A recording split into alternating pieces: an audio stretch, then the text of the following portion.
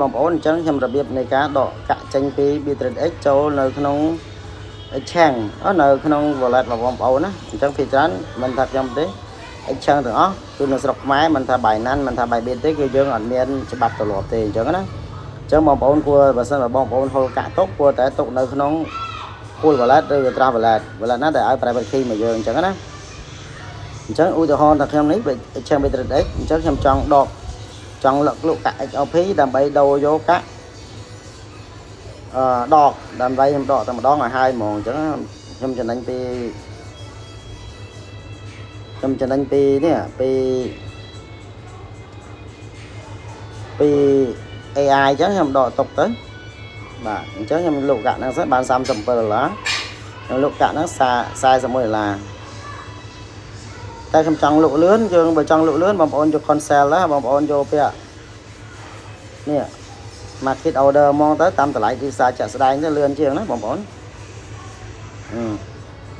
ហើយអញ្ចឹងបងប្អូនខ្ញុំបាន$41អញ្ចឹងខ្ញុំចង់ទិញកាក់ដកទាំងអស់ហ្មងព្រមត្រូវការដកកាក់ដកទុកហៅទុកពីចំណេញអញ្ចឹងណាអញ្ចឹងខ្ញុំចូលបាយកាក់ដកនេះបានហើយខ្ញុំបានកាក់ដក1000កាក់ដែរបាន$91សរុបទៅអញ្ចឹងខ្ញុំចង់ដកកាក់ហ្នឹងខ្ញុំចង់ទុកនៅក្នុង Trust Wallet របស់ខ្ញុំព្រោះខ្ញុំត្រូវការ hold long term អញ្ចឹងណាបងប្អូនហ្នឹងហើយខ្ញុំអត់ឬក៏ទុកនៅសង Safari ខ្ញុំហើយបាទពីច្រើនខ្ញុំ hold កាក់ខ្ញុំទុកនៅក្នុងកាក់ណាដែលគេឲ្យ private key មកខ្ញុំអញ្ចឹងណាបាទខ្ញុំ hold ទុកហ្នឹងហើយពីច្រើនខ្ញុំអត់ទុកនៅក្នុងExchange ទេអញ្ចឹងយើង copy address ហ្នឹងមកហើយយើងចូល withdraw បងប្អូនអត់ទាន់យល់អាចឆាតមកសួរខ្ញុំបានណាបាទរបៀប withdraw ដកហ្នឹងឯងយើង withdraw មកដកបានភ្លាមណាបងប្អូនហើយយើងគ្រាន់តែវាយ Google Netter មកឬក៏ហៅ 2FA មកដកជា USD ក៏បានដែរប៉ុន្តែខ្ញុំដកជាដកខ្វាញ់ហ្មងទៅព្រោះអីខ្ញុំត្រូវការហូរកាក់នឹងទុកដែរណា